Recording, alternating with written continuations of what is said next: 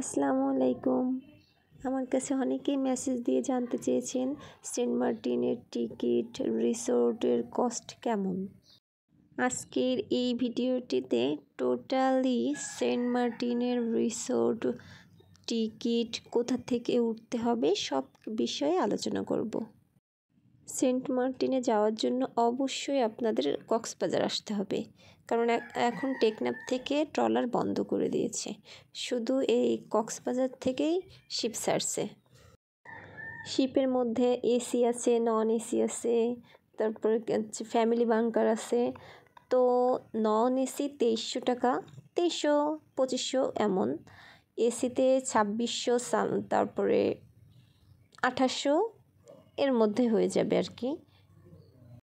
এই যে এগুলো হচ্ছে নন এসি।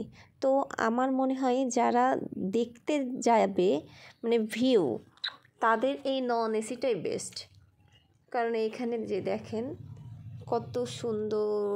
আর তাছাড়া যারা এসিতে থাকে তারাও এই নন এসির এখানে এসে এই যে ভিউগুলা খুব সুন্দরভাবে দেখে। তো আর রিসোর্ট ভাড়া আপনি 1500 টাকা থেকে পাবেন, একটু দূরে। এই যে সেন্ট মার্টিন দিয়ে শিপ থেকে নেমে একটু দূরে যদি আপনারা নিতে চান তাহলে 1500 টাকা, 2000 টাকা এর মধ্যেই পাবেন। আর এই যে সবচেয়ে বেস্ট হচ্ছে আমার কাছে লাগছে এই যখন সূর্যোদয়ের টাইমটা। ও মাই গড, কেউ সেন্ট মার্টিনে গেলে সূর্যোদয় দেখবেন না এমন আমার মনে হয় না কোনো পাবলিক আছে। আর এই যে সূর্যোদয় দেখেন, বুড়া বুড়া বেড়ারাও সেন্ট মার্টিন যে বাচ্চা মুখ করে ফেলে দেখেন, মানে এই যে।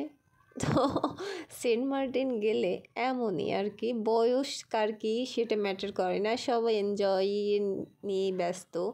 এই যে তারপরে হচ্ছে ছোট ছোট ভিডিও আবার টিকটক করবেন, ছোট ছোট ফুটেজ কালেক্ট করবেন। তারপরে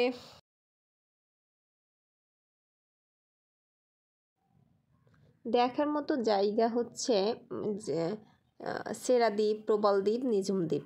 ও আর হ্যাঁ, হুমায়ুন আহমেদের যে সমুদ্রবিলাস আছে না, ওটা হচ্ছে হুমায়ুন আহমেদ, যেহেতু হুমায়ুন আহমেদ স্যারের ওখানে যে রেস্ট করতো, এই জন্য ওখানে একটা রিসোর্ট বানিয়েছে। ওখানে আবার পার নাইট কস্ট হচ্ছে 6000 থেকে।